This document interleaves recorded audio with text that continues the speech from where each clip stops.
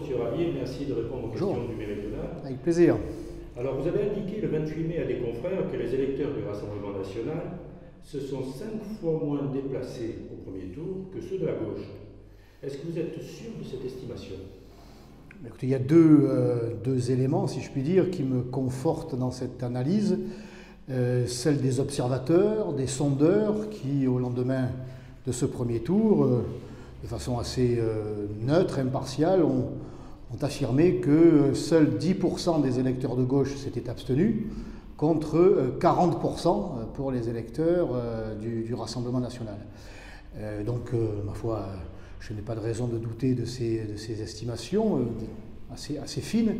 Et puis nous, d'abord, je dirais, d'abord dans les bureaux de vote, le 15 mars, nous étions dans chaque bureau de vote, en particulier des 13e et 14e arrondissements, puis mes amis dans les autres secteurs, et ils ont constaté que notre électorat ne s'était pas déplacé, une abstention record, et notamment dans nos meilleurs bureaux de vote. Et notre défi est donc de les mobiliser pour ce second tour. Alors une deuxième question pour vous, Monsieur Ravier. Est-ce que la clé du succès pour votre liste réside dans un sursaut significatif de la participation électorale? Et comment allez-vous faire pour mobiliser votre électorat alors que les principaux outils de campagne sont interdits aujourd'hui? Oui, effectivement, moi j'allais dire que l'heure n'était plus, enfin, la priorité n'était peut-être pas de mobiliser un électorat qui n'était pas encore le nôtre. Alors si on arrive à entrer en contact avec un électorat qui peut être sensible à nos arguments et qui pourrait enfin voter pour nous, tant mieux, on va le faire.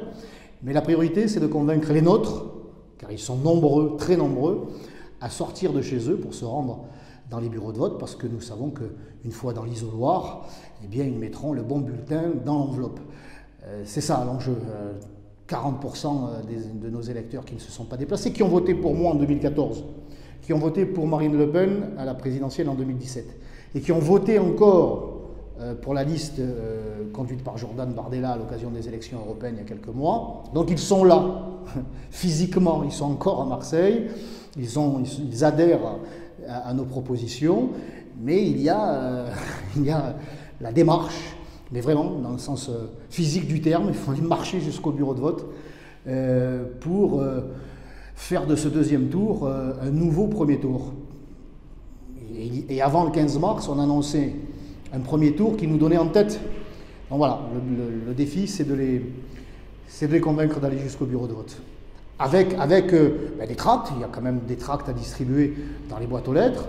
Un tract qui va rappeler ici dans les 13e et 14e arrondissements en particulier ce que la mairie de secteur Rassemblement national a pu faire. Elle s'est mobilisée, elle a su être réactive et elle a su protéger l'ensemble des habitants et même au-delà, avec un centre de dépistage que nous avons ouvert. On n'a pas attendu qu'Emmanuel Macron nous en donne le feu vert, autrement on attendrait encore.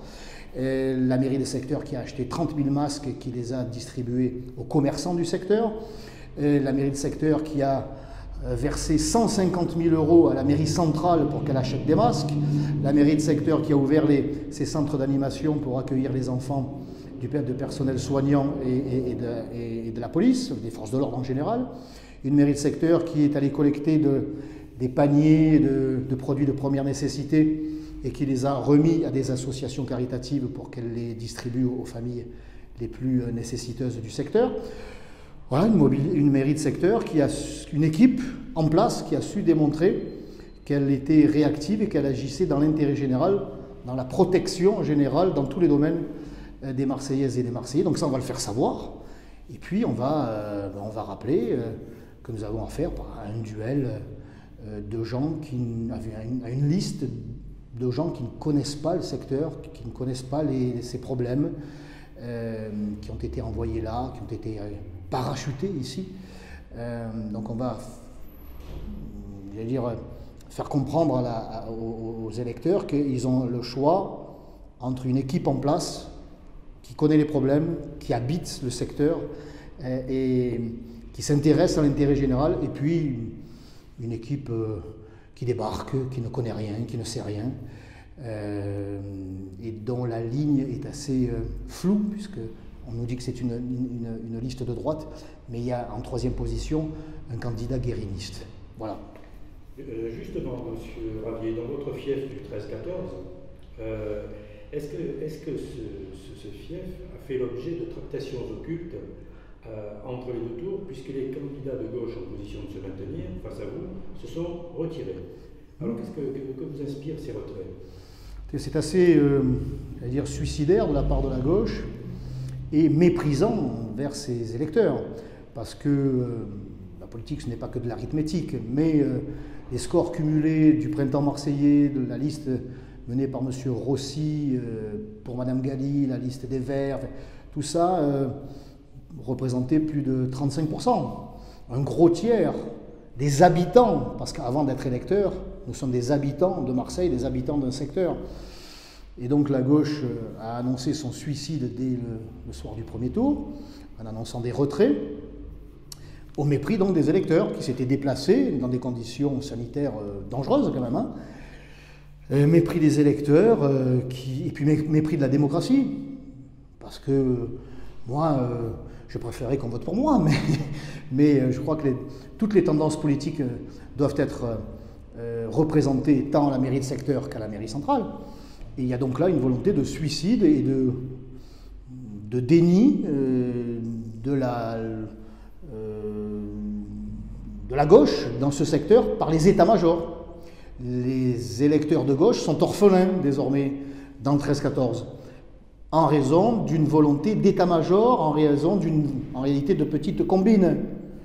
Le printemps marseillais, entre les deux tours, en tout cas pendant la période de confinement, a bien essayé de revenir sur son annonce de désistement, mais sa tête de liste communiste a fait savoir que son grand-père, qui était résistant face au fascisme, il ne pouvait pas l'oublier. Bon, ben son grand-père a résisté manifestement sur place, mais M. Backy, lui, a préféré résister, mais façon Maurice Thorez, c'est-à-dire de loin. Voilà. Et ils n'ont donc pas pu présenter de liste, contrairement à ce que voulait la majorité des candidats de cette liste, et contrairement à ce que voulait sans doute une majorité des électeurs. Reste la liste de Mme Galli, conduite par M. Rossi, qui a confirmé son retrait.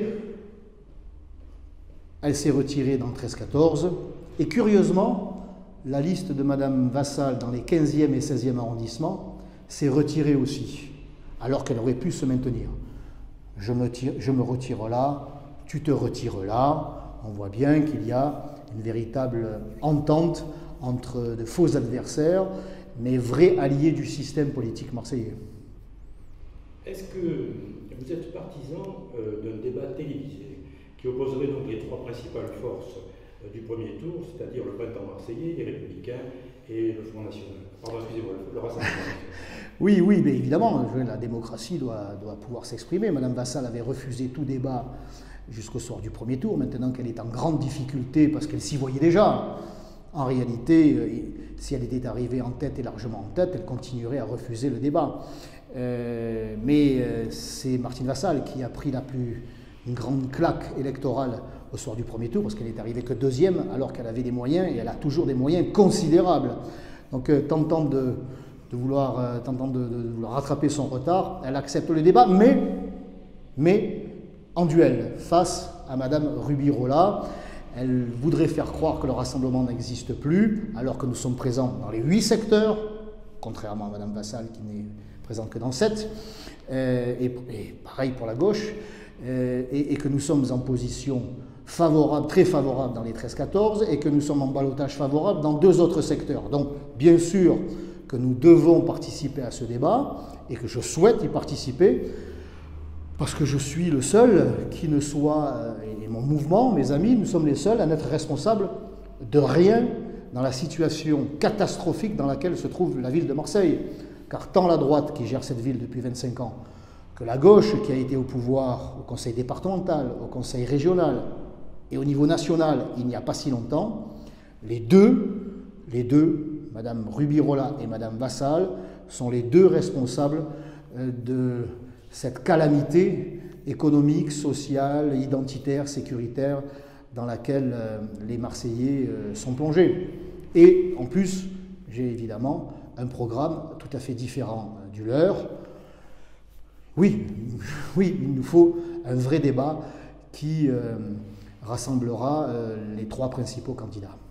Monsieur Ravier, est-ce que vous pensez qu'une victoire de votre candidat Franck Alizio soit possible dans les 11e et 12e arrondissements, alors qu'il sera opposé dans une quadrangulaire assez serrée à Julien Ravier, à Yannick Ohanessian et à Robert Assand?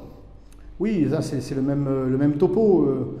Dans les 11e et 12e arrondissements, c'est à peu près 40% de nos électeurs qui nous ont fait défaut, non pas encore une fois qu'ils ne voulaient plus entendre parler de nous, mais qui ont eu peur du coronavirus. Rappelez-nous que le samedi soir, le Premier ministre, à la veille du scrutin, annonçait qu'il y avait un cataclysme sanitaire, mais qu'on pouvait aller voter le lendemain. Donc c'était assez anxiogène, et notre électorat était le plus craintif. Alors moi, je ne peux pas lui en vouloir, mais je lui dis, pour les 11e et 12e arrondissements et sur l'ensemble de la ville, l'épidémie est derrière nous, et toutes les conditions sont requises pour aller voter, et pour aller voter dans les 11e et 12e arrondissements où il y a une quadrangulaire, donc 4 listes. Si nos électeurs se mobilisent, eh bien, l'on peut remporter la victoire là aussi. Là, c'est vraiment une question de mobilisation de nos électeurs, et l'écart qu'il y a entre la liste toute puissante, là aussi, a priori, de Ravier-Boyer, Ravier qui n'a rien à voir avec moi, eh bien, elle est en difficulté. Elle est en difficulté, donc vrai changement, et il y a une opportunité, c'est bien sûr de se mobiliser et de voter pour la liste dans ce secteur qui est conduite par Franck Alizio. La victoire, là aussi, est possible. Pour étoffer votre score dans les 9e et 10e arrondissements, n'êtes-vous pas tenté de négocier avec Nathalie Simon, la candidate de Bruno Gilles, qui a obtenu tout de même 9,65% des suffrages exprimés au premier tour? Dans les 9e et 10e arrondissements, la liste du Rassemblement national Protégeons les Marseillais pour faire briller Marseille est conduite par Éléonore Bèze, et elle a mené une campagne, je dirais, extraordinaire. Vraiment, avec ses colistiers et militants, ils se sont défoncés, si vous me permettez ce terme, sur le terrain. Et puis là, c'est 50% de nos électeurs qui nous manquent dans ce secteur. 50%. Négocier, déjà c'est un terme qui ne me plaît pas. L'on pourrait se rencontrer dans l'absolu, s'ils partageaient nos idées en public. Mais négocier, ça sent l'arrière-boutique, les tractations, dans le dos des Marseillais. Ça ne fait pas partie de mon ADN politique. Je laisse ça, ça fait partie de leurs habitudes, à mes adversaires. D'ailleurs, depuis plusieurs semaines, on ne les entend plus parler ni de transport, ni de sécurité, ni d'identité, ni de cadre de vie. Ils ont la tête plongée dans la tambouille et dans la négociation. Alors, je les laisse à cette habitude, cette tradition dont les Marseillais rejettent. Voilà. Moi, je m'adresse directement aux électeurs. Et là aussi, ça peut et ça doit faire évoluer les choses. Monsieur Ravier, pourquoi avez-vous le pressentiment que ce second tour du 28 juin pourrait être un nouveau premier tour pour le Rassemblement national dans les 3 secteurs où vous êtes en ballottage favorable? Parce que ce deuxième tour, il est tellement éloigné du premier, plus de 3 mois, il s'est passé tellement de choses avec ce coronavirus, cette épidémie, puis la gestion, entre guillemets, de cette crise, tant par les autorités ou les pouvoirs publics nationaux que locaux. Les Marseillais peuvent se rendre compte aujourd'hui qui a agi dans l'intérêt général ou par idéologie. Et ils ont là l'opportunité de se mobiliser à nouveau, 3 mois après un premier tour, c'est-à-dire une sorte de nouveau premier tour. 3 mois, c'est long. On aurait déjà dû en réalité rejouer le premier tour officiellement. 3 mois, c'est long. D'ailleurs, Martine Vassal a beaucoup poussé à la roue pour que ce deuxième tour ait lieu le plus vite possible, parce qu'un vrai premier tour l'aurait conduite sûrement à n'être que 3e. Mais bon, ça c'est de la politique fiction. Donc le 28 juin, on vote. Nous avons démontré que nous étions compétents, à la hauteur, réactifs, dans l'intérêt général. Et puis on a vu que les amis de Mme Vassal, à la mairie de Marseille, ont été encore une fois en dessous de tout. Pour leur ouverture des écoles, pour la distribution de masques, quand ils ont réussi à en avoir. Une équipe dont fait partie Mme Vassal à la tête de cette mairie depuis 25 ans, même là, ils ont été mauvais. Même pour la rouverture des écoles le 12 mai, ils n'ont pas été à la hauteur. Ça a été encore une fois des ratés sur ratés. Alors,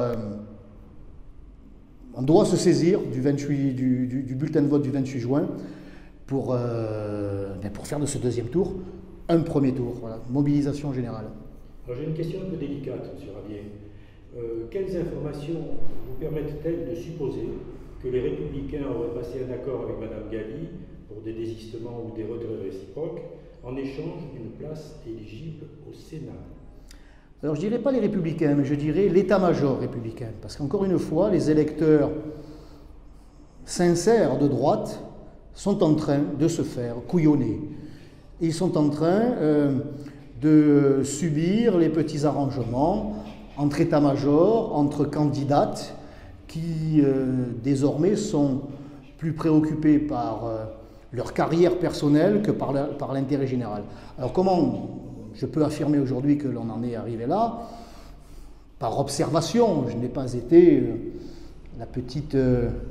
je n'ai pas été un observateur, je n'ai pas été présent lors des négociations, des réunions, des coups de fil, mais tout démontre que Martine Vassal et Samia Ghali se sont entendus. D'ailleurs, on ne les entend pas s'attaquer.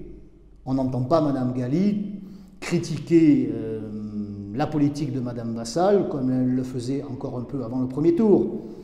On sent qu'il y a une volonté d'apaisement de manière à ce que ce qui a été conclu, je me retire dans le 13-14, tu te retires dans le 15-16, tu as tes élus dans le 13-14, j'ai les miens dans le 15-16, on se retrouve au conseil municipal, et si tu n'as pas la majorité absolue, eh bien je t'apporte mes voix pour être maire, et puis en retour, au mois de septembre, tu me donnes quelques grands électeurs pour le Sénat. Je veux dire, c'est cousu de fil blanc, c'est tellement évident. Et l'on entend même des candidats du printemps marseillais, dans les 13e et 14e arrondissements, en tout cas, qui n'hésitent pas à le dénoncer aussi. Et eux sont sans doute mieux informés que moi. Le système politique marseillais qui s'est partagé Marseille depuis 25 ans essaye de sauver ses places. Et c'est aux Marseillais à savoir s'ils veulent ou pas tourner la page.